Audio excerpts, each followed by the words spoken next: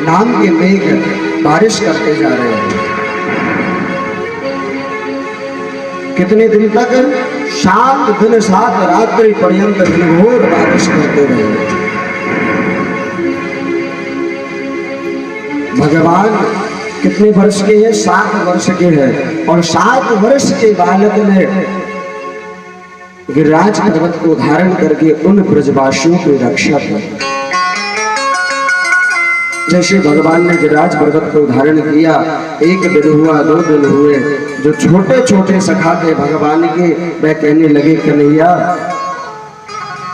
तू थक गया होगा, लेकिन एक काम कर, तू अपने इस हाथ को नीचे कर ले और विश्राम कर ले, मैं गिरिराज पर्वत को धारण करके रखा। भगवान ने जैसे ही सुना, भगवान सोचने लगे देखो तो कितने भोले सखा हैं, कितने भोले ब्रजवासी हैं। भगवान ने कहा अरे लाला, यदि हम हाथ नीचे कर लेंगे तो यह गिरिराज पर्वत नीचे आ जाएगा। जैसे ही कहा अच्छा तू ये सोच रहा है कि जो गिरिराज पर्वत केवल हम ही धारण करके रखे, मतलब जो हम इतनी सारी लकड़ी लगा करके रखे। जब भगवान ने गिरिराज पर्वत धारण किया ना, तो सारे ब्रजवासी सखा आए और भगवान की सहायता करने लगे। बड़े अद्भुत रूप से सहायता कर रहे, सब अपनी अपनी लकड़ी लगा करके खड़े हो गए। भगवान ने कहा यह नीचे आ जाएगा। उन सखाओं ने कहा अरे लाला, तू अपने आप को समझेगा, मतलब तू क्या सोच रहा है कि यह गिरिराज पर्वत केवल तू ही धारण करके रखा है, तू है कौन? भगवान ने कहा लाला तू नहीं जानता, मैं भगवान हूँ। जैसे भगवान ने कहा मैं भगवान हूँ, तो वह ब्रजवासी हंसने लगे, मुस्कुराने लगे। कहा कन्हैया तू भगवान कैसे? अच्छा जी बता, तूने ऐसो कौन सो कार्य किया, कौन सा काम किया है जिससे तू भगवान हो गया? यहाँ पर देखो, भगवान खुद स्वयं ब्रजवासियों से कहते कि हम भगवान हैं, फिर भी वह ब्रजवासी सखा भगवान पर विश्वास नहीं कर रहे कि ये भगवान है। कहा तूने ऐसा कौन सा काम कर दिया कि जिससे तू भगवान बन गया? भगवान ने कहा देखो, हमने पूतना मारा, तृणावर्त मारे, अघासुर, बकासुर, बड़े बड़े राक्षसों को मारा। तो वह ब्रजवासी सखा कहने लगे अरे लाला, तूने पूतना मारी तो वह मरी मराई पूतना में 2-4 डंडे हमने भी मारे, तू कहां से भगवान हो गया? भगवान ने सोचा कि ये ब्रजवासी सखा नहीं मानने वाले। भगवान कहने लगे कछु माखन को बल बड़ो, कछु गोपिन कियो सहाय, श्री राधे जी की कृपा से मैंने गुरुवर लियो उठा। बड़ा ही अद्भुत भाव है। आइए, कन्हैया ने आज इकन्नी उंगली से गिरिराज महाराज को उठाया है, उसी माध्यम से आइए छोटा सा भजन सुने। उनक पे गिरवरनी नो धारे, कहो कन्हैया मेरो मारो, उनक पे गिरवरनी नो धारे, कन्हैया मेरो मारो, उनक पे गिरवरनी नो धारे, कन्हैया मेरो मारो, उनक पे गिरवरनी नो धारे, कन्हैया मेरो मारो।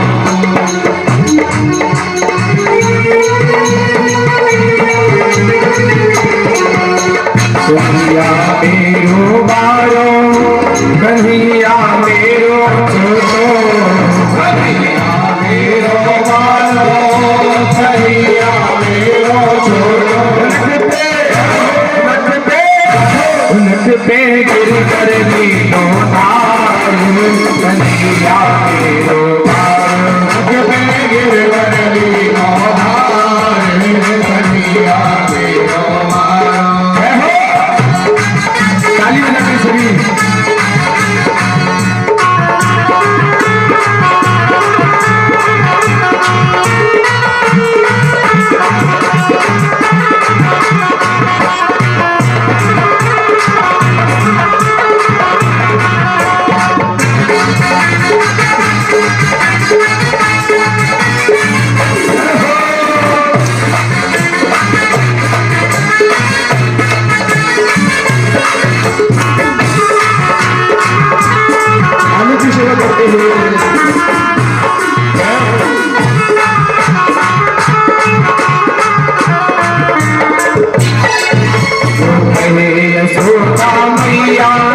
एक जोर लगाओ मेरे भैया यशोदा मैया, एक जोर लगाओ मेरे भैया।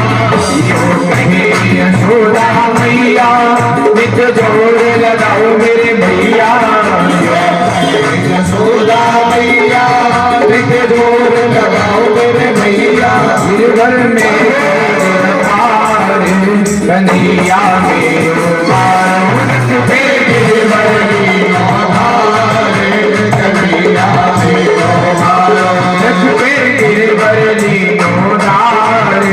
कन्हैया मेरो कन्हैया मेरो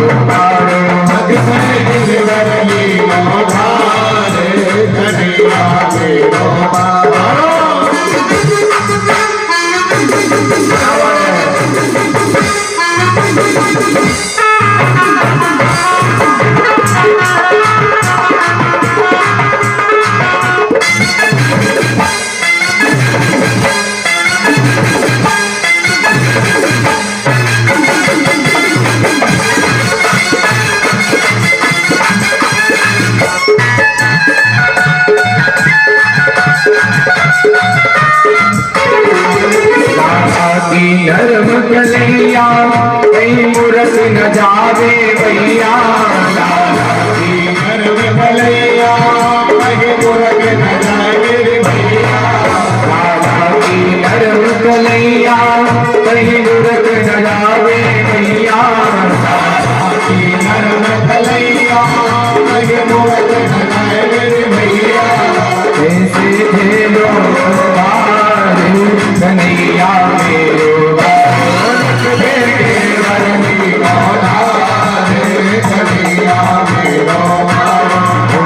कन्हैया मेरो मारो, कन्हैया मेरो छोड़ो। कन्हैया मेरो मारो, कन्हैया मेरो छोड़ो। उनक पे गिरधर कन्हैया मेरो मारो, गिरधर कन्हैया मेरो मारो।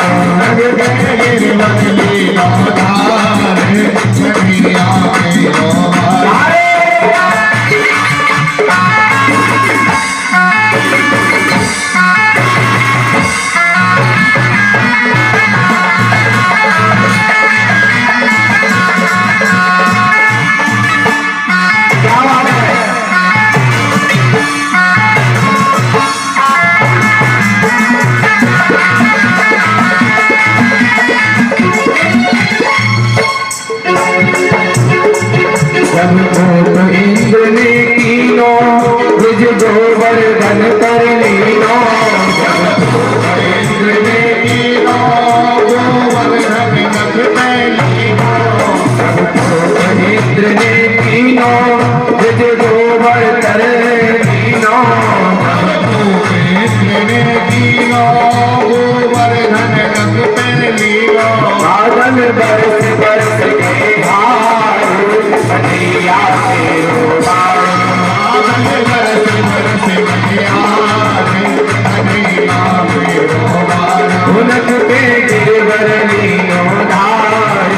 कन्हैया मेरो उनक पे गिरधर लीनो धार। कन्हैया मेरो कन्हैया मेरो मारो, कन्हैया मेरो छोड़ो। कन्हैया मेरो मारो, कन्हैया मेरो छोड़ो। उनक पे गिरधर लीनो धार। कन्हैया मेरो मारो, गिरधर लीनो धार। कन्हैया मेरो मारो, गिरधर लीनो धार। कन्हैया मेरो मारो, गिरधर लीनो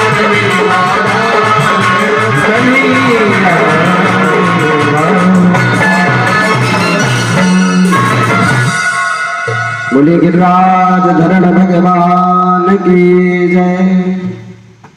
श्री सुखदेव जी महाराज कहते हैं, राजन भगवान ने बड़े ही सुंदर रूप से गिरिराज पर्वत को धारण करते हुए सारे ब्रजवासियों की रक्षा की। यहाँ पर बड़ा ही सुंदर प्रश्न किया, कहा महाराज एक बात बताओ, जब इंद्र ने इतनी जल की वृष्टि की तो वह जल गया तो कहां गया? अरे भाई, जब ब्रज में जल वृष्टि हुई, जल गिरा, तो वह जल गया तो कहां गया? तो यहां पर श्री सुखदेव जी महाराज कहते हैं कि एक बार जब राघवेंद्र सरकार का राज्य अभिषेक हुआ था और उस समय सीता मैया का नियम था कि वह जब प्रसाद पाती थी उससे पहले एक ब्राह्मण को खुद स्वयं अपने हाथ से प्रसाद बना करके और अपने हाथ से खुद से परोस करके जब तक एक ब्राह्मण को भोजन नहीं करा देते। बड़ा ही अद्भुत नियम था, लेकिन सीता मैया का मन प्रसन्न नहीं था ब्राह्मण को भोजन कराने के बाद। क्यों? क्योंकि जो आजकल के ब्राह्मण होते हैं ना, वो भोजन कितना करते हैं? बिल्कुल थोड़ा सा है। अब जो भोजन कराता है ना, उसका मन प्रसन्न नहीं होता। सामने हमारी माता है, इशारा कर रही है कि बात सही है, ये ब्राह्मण देवता कम खाते हैं। अब ब्राह्मण देवता भी क्या करें बेचारे, इतने व्यंजन बन जाते हैं कि वो खान देख देख करके परेशान हो जाते हैं कि हम इसको खाएं। आज जो ये सब ब्राह्मण देवता जितने गा रहे हैं ना, गला बैठ गया, ये सब रायते की कृपा है। ये सब आप सभी का स्नेह है। इसी प्रकार जो जानकी मैया थी ना, उनका भी नियम था कि जब तक वह एक ब्राह्मण को भोजन नहीं करा देती तब तक वह प्रसाद नहीं पाती। पर ब्राह्मण उनकी यथाशक्ति जैसा उनका भाव वैसे प्रसाद नहीं पाते। एक दिन राघवेंद्र सरकार से कहा, नाथ मेरा मन प्रसन्न नहीं है। कहा क्यों? कहा ब्राह्मण आते हैं, प्रसाद तो पाते हैं, लेकिन एकदम थोड़ा सा प्रसाद पाते, थोड़ा बहुत पा करके चले जाते। राघवेंद्र सरकार ने कहा कि ऐसे ब्राह्मण को बुलाएंगे कि तुम्हारी श्रद्धा तुरंत पूरी हो जाएगी। अब राघवेंद्र सरकार ने किसको आदेश किया? अगस्त मुनि को। अगस्त मुनि का जो स्वरूप है वह कैसा है? अगस्त मुनि महाराज ही एक ऐसे हैं जो एक चुल्लू भर में समुद्र को पान कर गए। देखने में तो बिल्कुल एकदम दुबले पतले, दुबला पतला शरीर, एक एक हड्डी गिन लो। जैसे ही वह अगस्त मुनि आए, माता जानकी मुस्कुराने लगे कि ऐसा ब्राह्मण, इनसे बढ़िया तो हृष्ट पुष्ट ब्राह्मण आते थे, ये क्या खाएगा? ज्यादा से ज्यादा 1 या 2 पूड़ी पाएगा प्रसाद की। यहाँ पर बड़ी सुंदर तरीके से माँ जानकी ने प्रसाद बनाया, परोस करके बड़ी कटोरियों में, छोटे छोटे कटोरियों में अनेकों प्रकार की सब्जी, अनेकों प्रकार के व्यंजन बना करके और बीच में पूरी परोस करके बढ़िया और सामने थाली रख दी। जैसे ही अगस्त मुनि ने थाली देखी और मुस्कुराने लगे। जैसे ही अगस्त मुनि मुस्कुराए तो जानकी मैया ने पूछा कि महाराज आपके मुस्कुराने का कारण क्या है? यदि आप किसी ब्राह्मण देवता को अपने घर पे बुलाते हैं, प्रसाद बना करके खिलाते, आपने जैसे ही थाली परोसी और ब्राह्मण देवता मुस्कुराने लगे, हंसने लगे, तो आपको लगेगा कि भाई क्यों हंस रहे हैं, क्या कारण है? ऐसे ही यहाँ पर जानकी मैया ने पूछा तो वह अगस्त मुनि महाराज कहने लगे, मैया मैं सोच रहा हूं कि इस प्रसाद को मैं कान में डालूं कि नाक में डालूं कि इसको मैं खाऊं। क्योंकि अगस्त मुनि महाराज ऐसे नहीं है कि थोड़ा थोड़ा लगा दिया और गोपाल जी जैसे प्रसाद पा लिया लगा करके हो गए। जो एक चुल्लू में एक बार में समुद्र को पान कर जाए उसको अब इतने से प्रसाद में कुछ होगा? अगस्त मुनि को जैसे ही देखा, जानकी मैया का मन प्रसन्न हो गया कि आज मिला है कोई ब्राह्मण। अब यहाँ पर जानकी मैया बढ़िया सुंदर प्रसाद बना रही है, परोसते जा रही है, अगस्त मुनि प्रसाद पाते जा रहे हैं। राघवेंद्र सरकार ने इशारा कर दिया कि प्रभु शुरू हो जाओ। अगस्त मुनि महाराज प्रसाद पा रहे हैं। आज 1 दिन हो गया, 2 दिन हो गया, 3 दिन हो गया, 4 दिन हो गया, 15 दिन हो गए, 17 दिन हो गए। अगस्त मुनि महाराज प्रसाद पाते जा रहे, जानकी मैया बनाती जा रही, परेशान हो गई। हे भगवान, यदि अब इस ब्राह्मण को भूखा भगाते हैं तो पाप लगेगा, और ये ब्राह्मण उठने का नाम ही नहीं ले रहा है। परेशान हो गए। सीता मैया ने अब आह्वान किया किसका? गणेश भगवान का, रिद्धि सिद्धि का। भाई अब तो यहाँ पर रिद्धि क्या कर रही है? पूड़ी को सेक रही है। एक बेल रही है, एक सेक रही है, और एक आकर के परोसते जा रहे हैं। और गणेश जी महाराज जो खड़े हैं ना, वो भंडार खोलते जा रहे हैं। अगस्त मुनि महाराज प्रसाद पाते जा रहे हैं बैठ करके, और राघवेंद्र सरकार सिंहासन पर बैठ करके आनंद ले रहे हैं। बड़ा ही अद्भुत दृश्य है। श्री सुखदेव जी महाराज कहते हैं, राजन एक बार नेत्र बंद करके देखो, आज सीता मैया का मन प्रसन्न भी है और क्रोध भी आ रहा है कि हे भगवान, यदि यह ब्राह्मण भूखा गया तो हमको पाप लगेगा। कभी किसी ब्राह्मण को भूखा अपने घर से विदा नहीं किया जाता है। सीता मैया परेशान हो गई। आज 21 दिन हो गए। अगस्त मुनि प्रसाद पाते जा रहे, पाते जा रहे, पाते जा रहे। जैसे सीता मैया आई और कहा, महाराज, जैसे ही महाराज कहा, अगस्त मुनि ने कहा कि अभी डिस्टर्ब मत करो, प्रसाद पाने में वार्तालाप नहीं करते हैं। कहा, महाराज हम तो यह पूछ रहे थे, जब आधा हो जाए तो बता दीजिएगा, जल पान कर लीजिएगा। कहा, जब आधा हो जाएगा तो हम बता देंगे। सीता मैया ने सोचा, हे भगवान, अभी तो आधा नहीं होगा, आधा जाने कब होगा। जब सीता मैया ज्यादा परेशान हो गई, इशारे से सीता मैया ने राघवेंद्र सरकार से कहा, नाथ, आज के बाद यदि ऐसा ब्राह्मण हमारे घर आ गया तो हमसे बुरा कोई नहीं होगा। भगवान समझ गए कि आज श्रद्धा पूरी हो गई। भगवान ने इशारा किया। जैसे ही वह प्रसाद लेकर के आई, भगवान ने एक तुलसी का दल उस पर रख दिया। जैसे ही अगस्त मुनि महाराज ने प्रसाद पाया, तुरंत डकार आ गई। कहा कि बस हो गया। अब अगस्त मुनि महाराज ने कहा, माते जल की व्यवस्था करो। सीता मैया ने कहा, 1-2 घड़े से तो काम चलने वाला नहीं है, यहाँ तो समुद्र पान कर जाते, हम इतना पानी कहाँ से लेकर के आए। तो सीता मैया ने कहा, और राघवेंद्र सरकार ने कि महाराज, इस बार तो हम आपको जल नहीं पिलाएंगे, लेकिन जब हम ब्रज में अवतार लेंगे और वहां पर इंद्र कुपित होकर के जब जल वृष्टि करेगा तो आप वहीं पर आ जाइए और उसी जल को पान करते जाइए।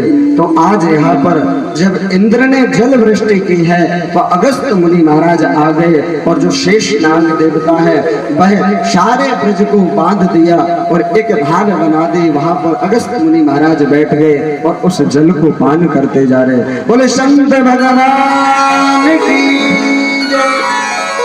सारे ब्रज में जितनी भी जल की वृष्टि हुई, अगस्त मुनि महाराज बड़े ही सुंदर रूप से उस जल को पान करते जा रहे हैं। आज जैसे ही 7 दिन 7 रात्रि पर्यंत हुआ जल वृष्टि करते करते करते करते, इंद्र ने सोचा एक बार जाकर के हम देख के तो आए कि ब्रज का हाल क्या हुआ है, इन गवार वालियों का क्या हाल हुआ होगा। जैसे इंद्र ने आकर के देखा तो वहां पर तो एकदम धूल उड़ रही थी ब्रज में, जिसके ऊपर परमात्मा कृपा कर दे फिर उसको किस बात की चिंता। सारे ब्रजवासी सखा भगवान के साथ में है। गिरिराज पर्वत के नीचे इंद्र ने देखा कि यहाँ पर तो धूल उड़ रही है। इंद्र ने नेत्र बंद करके देखा, मैं समझ गया कि जगत पिता जगदीश्वर परब्रह्म परमात्मा जिनका रखवाला है, इनका कोई कुछ भी नहीं बिगाड़ सकता। इंद्र आकर के भगवान से प्रार्थना करने लगा, विशुद्ध सत्वम तब धाम शांतम। हे जगत पिता जगदीश्वर परब्रह्म परमात्मा, हमसे गलती हो गई, हमें क्षमा करें। अरे आपकी माया को तो मोहित ब्राह्मण भी नहीं समझ सकता, जो जीवन पर्यंत आपका भजन करता है संत महात्मा, वह आपकी लीला को नहीं समझ सकता, फिर हम अज्ञानी आपको कैसे समझ सकते हैं। और आप तो बड़े दयालु हैं, बड़े कृपालु हैं, हमें अवश्य क्षमा कर देंगे। आई तो थी पूतना जहर लगा करके आपको मारने के लिए, लेकिन आपने उस पूतना के ऊपर ऐसी कृपा की कि जो गति कई वर्षों बाद में जो मुक्ति यशोदा मैया को दी, वह आपने पूतना को तुरंत दे दी। जब पूतना का शरीर पूरा हुआ था तो पूतना के शरीर से एकदम सुगंधित और साथ ही भगवान ने सायुज्य मुक्ति प्रदान की थी पूतना को। क्यों? क्योंकि पूतना के मन में एक बार भाव आया कि ऐसा बालक हमारा होता तो हम कितने बड़े सौभाग्यशाली होते। जो गति माता को यशोदा मैया को कई वर्षों बाद में प्राप्त हुई थी, वो पूतना को भगवान ने तुरंत प्राप्त करा। आप ऐसे दयावान हैं, ऐसे कृपालु हैं। भगवान ने इंद्र की प्रार्थना को सुन करके इंद्र को क्षमा कर दिया। तो यहाँ पर प्रश्न किया ऋषियों ने, कहा महाराज ब्रह्मा जी ने भी यही अपराध किया था और इंद्र ने भी यही अपराध किया, पर भगवान ने इंद्र को इतनी जल्दी क्षमा क्यों कर दिया? तो यहाँ पर श्री सुखदेव जी महाराज कहते हैं, राजन जो इंद्र ने और ब्रह्मा ने अपराध किया, ब्रह्मा ने क्या किया था? कल हमने कथा श्रवण की थी कि ब्रह्मा जी सारे वो भगवानों को चुरा करके ब्रह्मलोक में ले गए थे और 1 वर्ष तक ब्रह्मलोक में रखा था। ब्रह्मा जी ने जो गलती की थी वह भक्त और भगवान को दूर करने की थी, और इंद्र ने जो गलती की है वो भक्त और भगवान को मिलाने की है। जब इंद्र ने जल वृष्टि की तो 7 दिन 7 रात्रि पर्यंत ब्रजवासी भगवान के साथ में रहे, और जब ब्रह्मा ने अपराध किया था तो भक्त और भगवान को 1 वर्ष के लिए अलग कर दिया था। इसलिए भगवान ब्रह्मा की प्रार्थना से जल्दी प्रसन्न नहीं हुए थे, इंद्र की प्रार्थना से जल्दी प्रसन्न हो गए। इंद्र के ऊपर कृपा की भगवान ने। इसके बाद में आगे श्री सुखदेव जी महाराज बड़ी ही सुंदर कथा कहते हैं कि एक बार भगवान गौचारण करते हुए कहां पर पहुंचे? सुदूर जंगल में, और शाम का वक्त था। भगवान को बड़ी जोर से भूख लग रही थी। भगवान ने 1-2 ग्वालों को कहा, सखाओं को, कि तुम जाओ और जाकर के आगे ब्राह्मणों की नगरी पड़ती है, वहां पर जाकर के थोड़ी भोजन की याचना करना और कहना यशोदा मैया नंद बाबा की लाला आए हैं।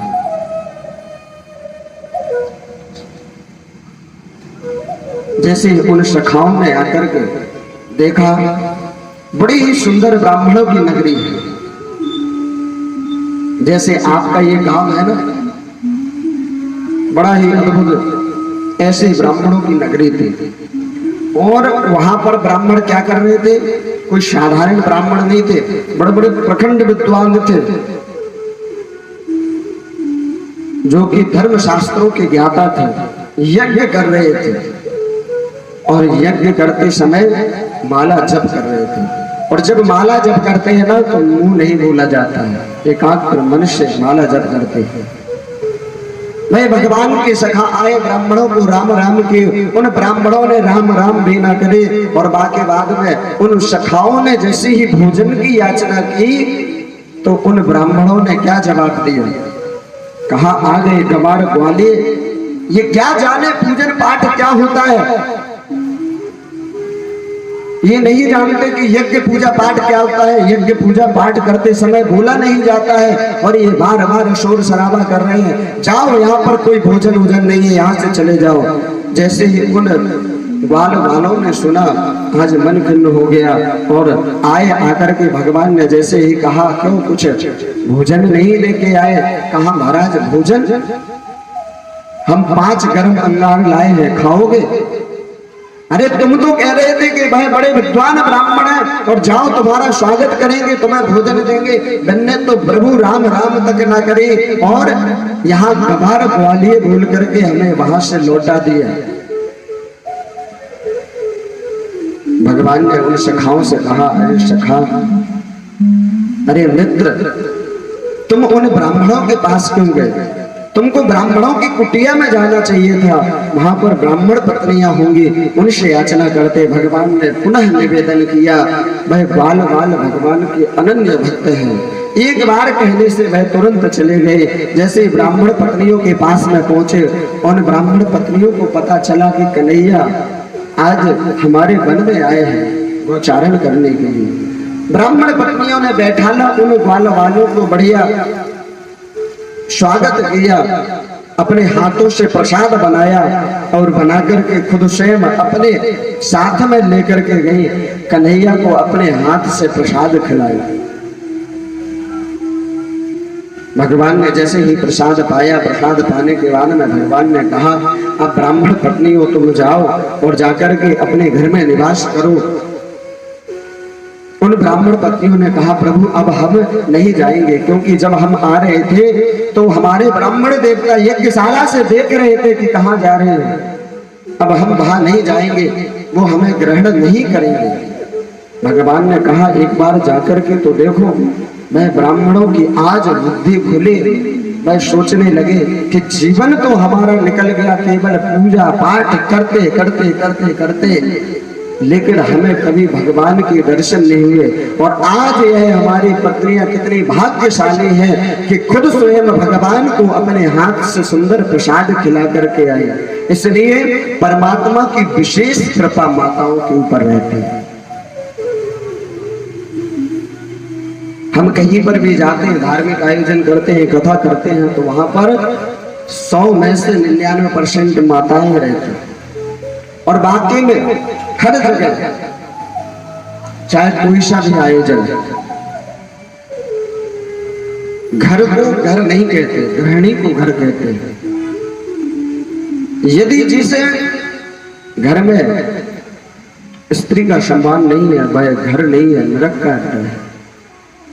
शास्त्र हमारे कहते हैं, जहां पर स्त्री का जिस घर में सम्मान नहीं होता है ना, उस घर में कभी लक्ष्मी निवास नहीं करती।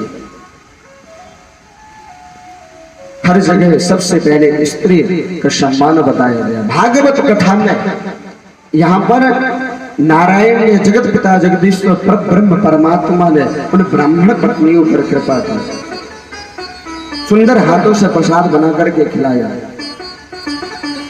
श्री सुखदेव जी महाराज कहते हैं, राजन आगे भगवान बड़ी ही सुंदर लीला करते हैं। नंद बाबा जी महाराज क्या करते थे, उनका नियम था एकादशी व्रत करना।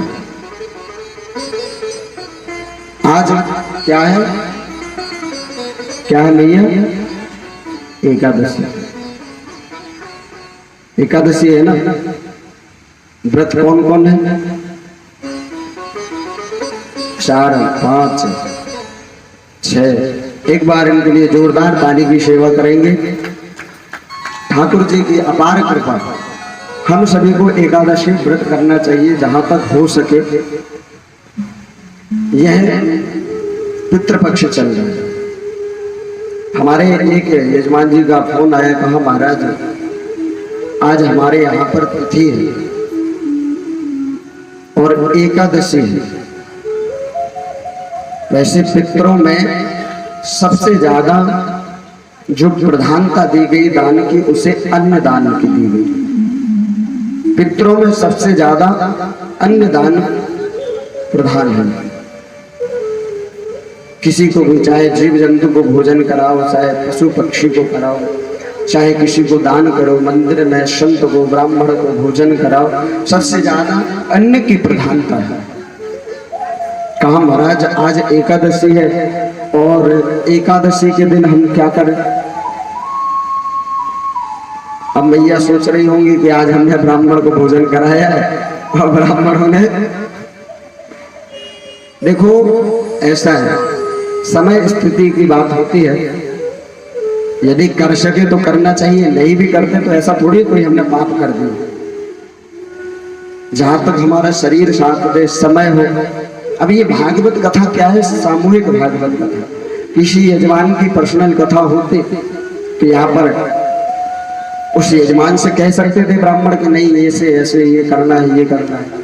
अब यहाँ पर आपकी इच्छा तो है कि हम ब्राह्मणों को भोजन कराएं, किसी की इच्छा है कि हम फलाहार करेंगे, किसी की है इच्छा कि नहीं करेंगे, तो अलग अलग विषय हो जाता है। मन में कभी पाप नहीं रखना चाहिए कि आज हमने ऐसे से ऐसा कर दिया। जैसे हुआ परमात्मा की इच्छा से, बगैर परमात्मा की इच्छा से कुछ नहीं हो सकता है। तो कहा महाराज हमारे यहाँ पर आज तिथि, हम क्या करें? तो यहाँ पर शास्त्रों में वर्णन आता है कि यदि आपके यहाँ पर तिथि है तो आप 2 दिन ब्राह्मण को भोजन करें। क्या करें? 2 दिन। यदि भोजन नहीं करा सकते हैं तो एकादशी में फलाहार दे करके द्वादशी को उनको अन्नदान करें, क्योंकि पितृ पक्ष में अन्नदान का विशेष महत्व बताया गया है। यदि ब्राह्मण देवता व्रत है तो उनको फलाहार दे करके द्वारा पारायण कराएं। पारायण कराने से तो और आपको पुण्य प्राप्त होगा। ऐसे ही नंद बाबा जी महाराज एकादशी व्रत किया करते थे और नंद बाबा जी प्रातः 4 बजे यमुना जी में स्नान किया करते थे। लेकिन एक बार नंद बाबा जी से बड़ी गलती हो गई, ब्रह्म मुहूर्त से ही पहले जाकर के यमुना जी में वह स्नान करने लगे। और शास्त्र कहते हैं कि यदि ब्रह्म मुहूर्त से पहले हम स्नान करते हैं तो हम वरुण देवता का अपमान करते हैं, क्योंकि वरुण देवता भी शयन करते हैं। रात्रि में किसी वृक्ष का हमें स्पर्श नहीं करना चाहिए, ना ही पत्ते न फल कुछ भी तोड़ना चाहिए, ना ही हमें नदी में स्नान करना चाहिए। जब कोई त्योहार या पर्व हो तब जाकर के हमें स्नान करना चाहिए, क्योंकि हर जीव सोता है। आज यहाँ पर नंद बाबा जी 3 बजे स्नान करने चले गए। वरुण देवता को क्रोध आया और वह अपने वरुण लोक में लेकर के चले गए। जैसे ही वरुण लोक में लेकर के गए, वहां पर देखा कि भगवान सिंहासन पर विराजमान है। कन्हैया को देख करके नंद बाबा जी कहने लगे, ये तो हमारा लाला है। वे समझ गए कि ये कोई साधारण नहीं है, यह तो परब्रह्म परमात्मा है। भगवान ने बड़ी सुंदर लीला की और नंद बाबा जी को अपने लोक के दर्शन कराए। आगे श्री सुखदेव जी महाराज कहते हैं कि बड़ी ही अद्भुत कथा आती है। जितनी भी ब्रज की गोपियां हैं, उन ब्रज की गोपियों के मन के अंदर भाव है कि एक ना एक दिन हम कन्हैया के साथ में रास का आनंद लें। भगवान सबके हृदय की मन की बात जानते हैं। जैसे ही गोपियों के मन में भाव आया, भगवान ने अब क्या किया, यमुना जी के पास में रात्रि को 12 बजे जाकर के कदम्ब के वृक्ष के नीचे बैठ करके सुंदर बांसुरी का निनाद प्रारंभ कर दिया। जैसे ही बांसुरी का निनाद प्रारंभ किया, कन्हैया ने उन गोपियों के कानों में जैसे ही आवाज गई, वह गोपियां सुन करके तुरंत दौड़ी दौड़ी भागी भागी चली आ रही है। उन गोपियों को लग रहा है कि कन्हैया बांसुरी में हमारा नाम पुकार रहे हैं, हमको बुला रहे हैं। एक गोपी तो अपने पतिदेव को भोजन परोस रही थी, आधी थाली लगाई, आधा भोजन परोसा और आधा नहीं परोसा, छोड़ करके दौड़ लगा करके चल दी। एक सखी अपना श्रृंगार कर रही थी। अब उस गोपी ने कैसे श्रृंगार किया? जो आंखों में लगाने वाली चीज वो तो लगा ली होठों में, और होठों की लगाने वाली आंखों में। शुद्ध बुद्ध भूल गई वो सखी और दौड़ लगा दी कन्हैया के लिए। एक सखी तो गाय को दूह रही थी, उसका बालक बगल में खड़ा था। जैसे भगवान ने सुना, भगवान की बांसुरी को सुनकर के जैसे ही उसने देखा तो भूल गई कि यहाँ पर बछड़ा है कि बछिया है कि हमारा पुत्र है। उस पुत्र को ही गाय के पास में खड़ा करके और वह तुरंत दौड़ लगा करके चल गई। सारी हजारों लाखों जितनी भी गोपियां हैं सारी जाकर के यमुना जी के किनारे पहुंच गई। कन्हैया ने देखा कि रात्रि को 12 बजे इतनी सारी गोपियां क्यों आ रही हैं? भगवान बांसुरी का निनाद कर रहे हैं। गोपियां जैसे ही आकर के बैठ गई, भाव कि साथ में जैसे गोपियों के नेत्रों से अश्रु प्रवाह हो चले कि हे जगत पिता जगदीश्वर परब्रह्म परमात्मा, आज हम इसी दिन का इंतजार कई वर्षों से कर रहे थे, आज हमारी मनोकामना आपने पूर्ण कर दी। भगवान ने उन गोपियों को देखा, देख करके भगवान कहने लगे स्वागतम भू महाभागा, अरे गोपियों आओ तुम्हारा स्वागत है, स्वागत है, आओ आकर के बैठो बैठो। जैसे ही गोपियों का भगवान ने स्वागत किया, गोपियों का मन प्रसन्न हो गया। कहा देखो परमात्मा हमें बुला रहे थे और आज हमारा स्वागत भी कर रहे हैं। बड़ा मन प्रसन्न है गोपियों का।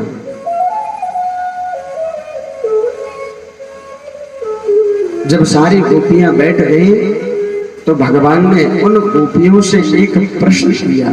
कहा अरे गोपी तू एक बात बताओ, तुम अभी समय क्या हो रहा है? गोपियों ने कहा रात्रि का समय है। कहा यही तो हम कह रहे हैं कि रात्रि का समय है और पतिव्रता नारी का धर्म क्या होता है? बगैर पति के आज्ञा के कहीं पर विचरण नहीं करना चाहिए। रात्रि के समय में न जंगल में, न किसी नदी, न सरोवर में कहीं पर नहीं जाना चाहिए। और तुम तो पतिव्रता नारी हो, तुम सारी की सारी गोपियां यहाँ पर क्यों चली आई हो? तुम्हारे आने का कारण क्या है? जैसे भगवान ने प्रश्न किया, गोपी बैठे बैठे गोपियों के नेत्रों से अश्रु प्रवाह हो चले कि देखो कन्हैया पहले तो पुकारते हैं, बुलाते हैं, फिर आकर के स्वागत करते हैं, फिर उसके बाद में परीक्षा लेते हैं। भगवान कन्हैया कैसे है? बड़े ही नटखट है, वह टेढ़ी टांग वाला है।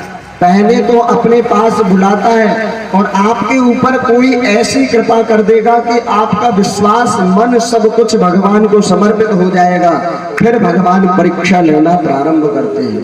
आज गोपियों के साथ में परमात्मा वही कर रहे हैं। पहले बुलाया, स्वागत किया, बैठाना, फिर प्रश्न किया। जब भगवान ज्यादा ही प्रश्न करने लगे कि पतिव्रता नारी का धर्म ये होता है, वो होता है, तो उन गोपियों में से एक गोपी बोले, कहा प्रभु आपने जो यह वेदांत की बात कर रहे हैं ये बहुत अच्छी बात है। आप एक बात बताओ। एक गोपी ने एक कहानी सुनाई। कहा प्रभु पतिव्रता नारी का धर्म क्या होता है? अपने पति की सेवा करना। जब हमें साक्षात जगत पिता जगदीश्वर परब्रह्म परमात्मा प्राप्त हो गया तो इन संसार के पतियों का हम क्या करें? भगवान ने कहा कि गोपी आज हम तुमको एक कहानी सुनाते हैं। भगवान ने कहा एक पतिव्रता नारी थी, ध्यान से सुनना। वह नारी हर समय अपने पति की सेवा किया करती थी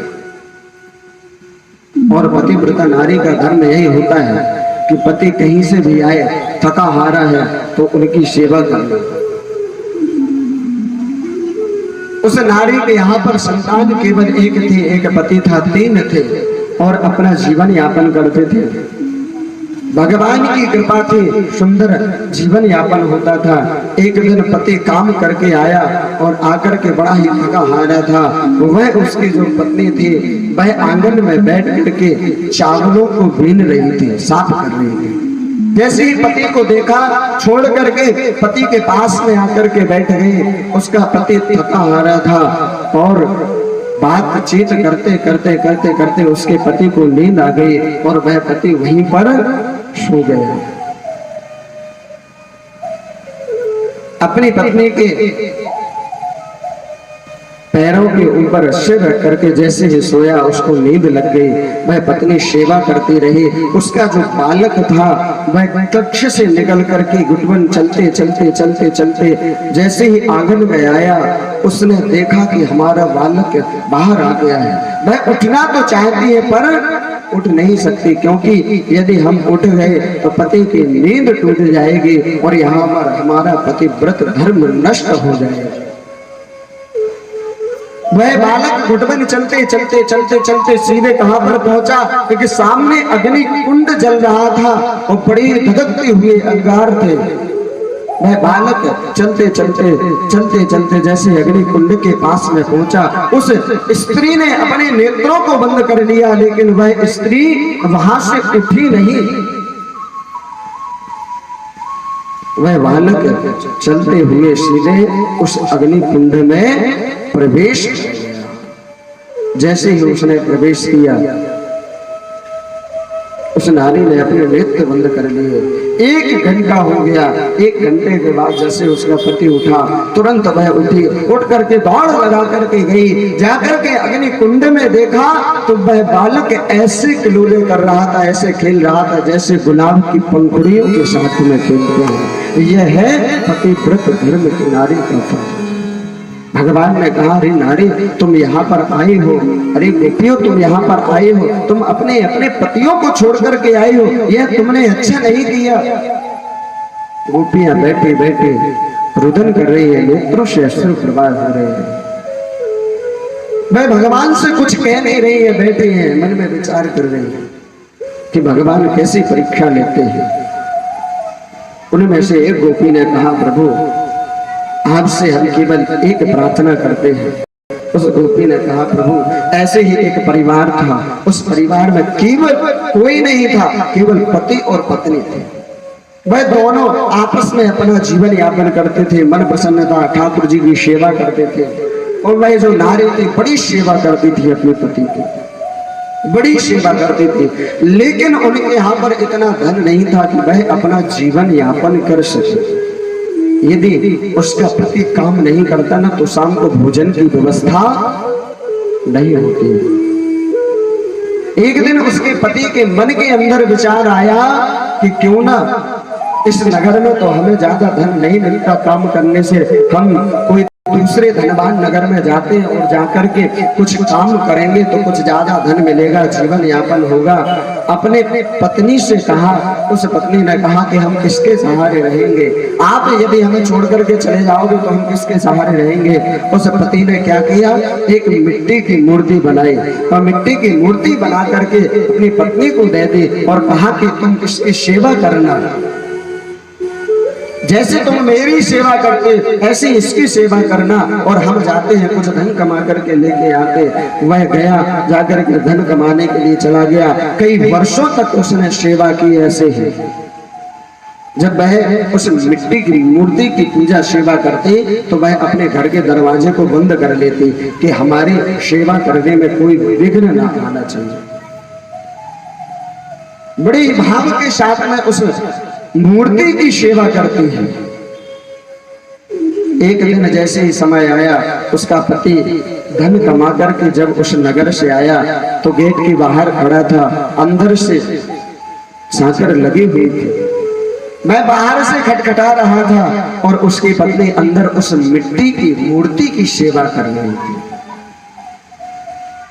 2-3 घंटे उसको खड़े खड़े बजाते बजाते साकर गेट खटखटाते हुए हो गया, लेकिन उसकी जो धर्म पत्नी थी वह गेट खोलने के लिए नहीं आ रही थी। यहाँ पर गोपियों ने प्रश्न किया भगवान से कि प्रभु आप बताओ, उस गोपी को गेट खोलना चाहिए या उस मिट्टी की मूर्ति की सेवा करनी चाहिए। भगवान ने कहा, ये कोई पूछने वाली बात है, जब साक्षात उसका पति आ गया है तो उस मिट्टी की मूर्ति की पूजा करने की क्या आवश्यकता है। तो उन गोपियों ने कहा कि प्रभु आपने अपने प्रश्न का जवाब खुद ही दे दिया। जहाँ जगत पिता जगदीश्वर पर ब्रह्म परमात्मा प्राप्त हो जाए तो इन मिट्टी के पतियों की सेवा करने में क्या फायदा रखा है। भगवान समझ गए कि इनकी भक्ति का कोई पार नहीं पा सकता है। भगवान ने बड़े ही अद्भुत स्वरूप धारण किए।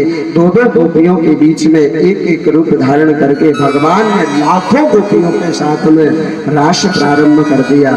आइए हम सभी लोग भाव के साथ में जो जो चाहते हैं कि भगवान हमारे ऊपर भी कृपा करें और हम भी रास का आनंद लें, तो आइए भाव के साथ में रास का आनंद लेते हैं। बोले रास बिहारी सरकार की